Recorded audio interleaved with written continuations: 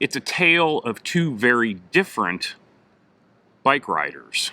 Cyclists, bike riders.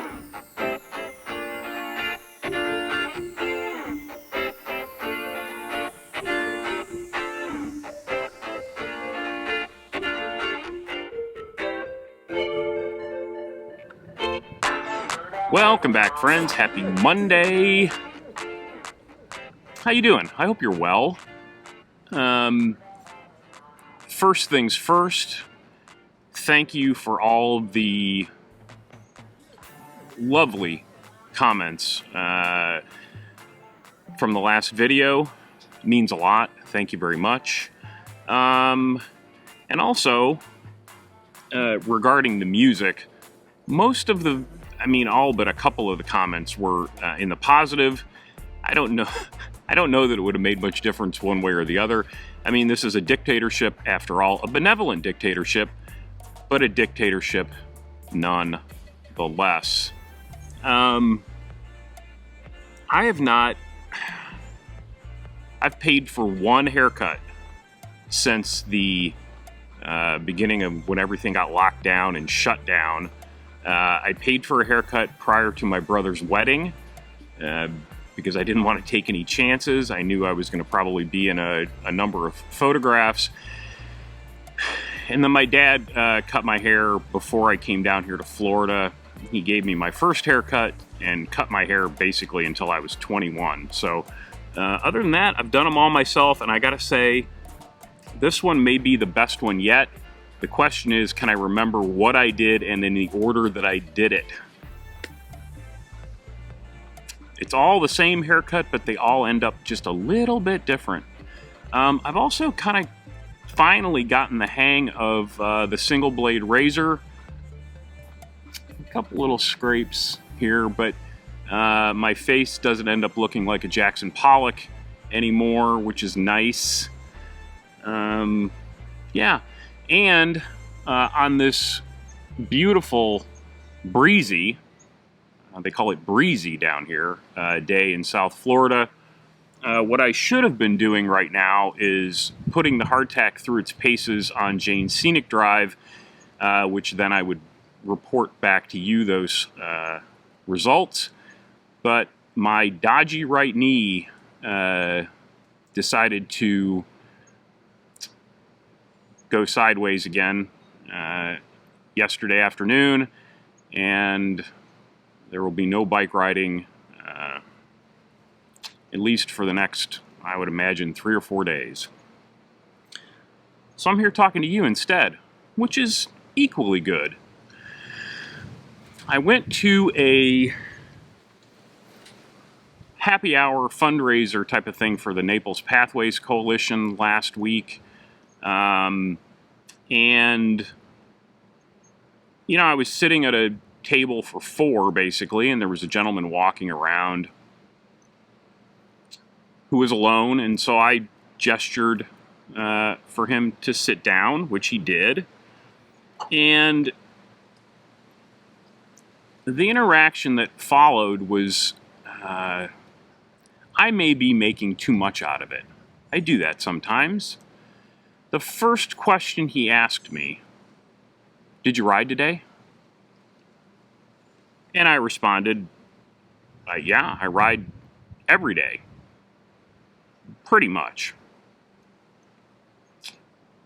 And I think he was a little shocked by this, and then he said, "What do you average per day?"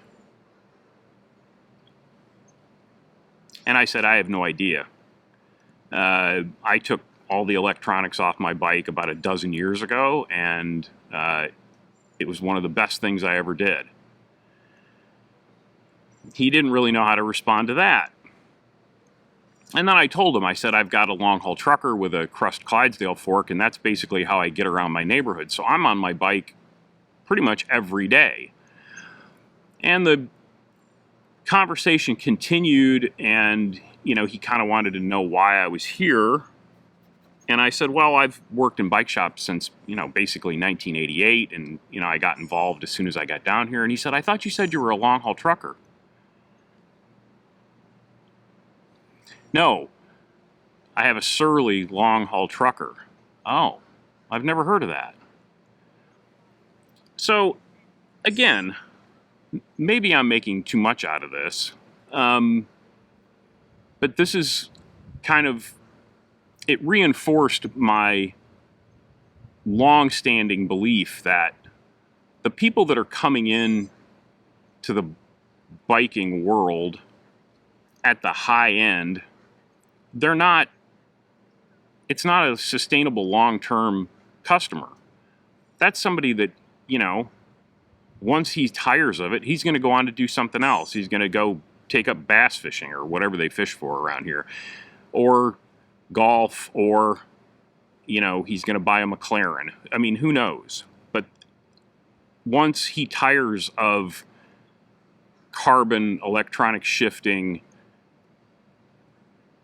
etc., etc., etc., it's a done deal. He's out of the game.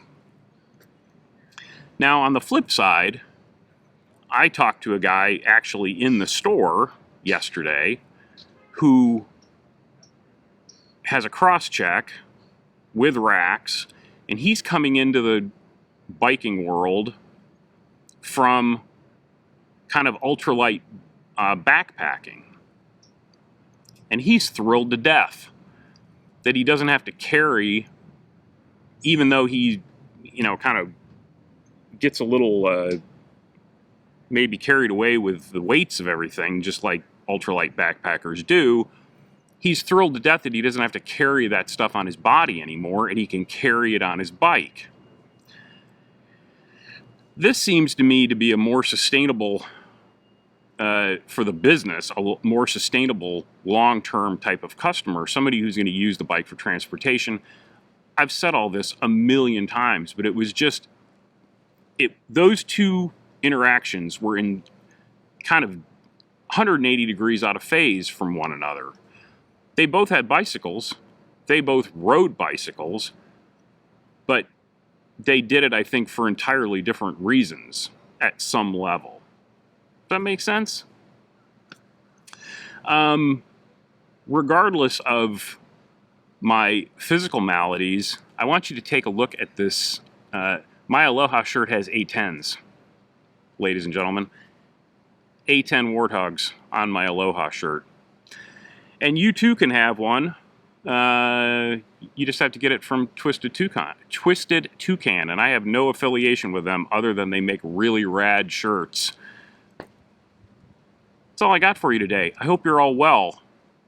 Leave some comments down below. You always do, and they're always quite nice, and I thank you for that. Enjoy the day, and I hope something good happens to you today.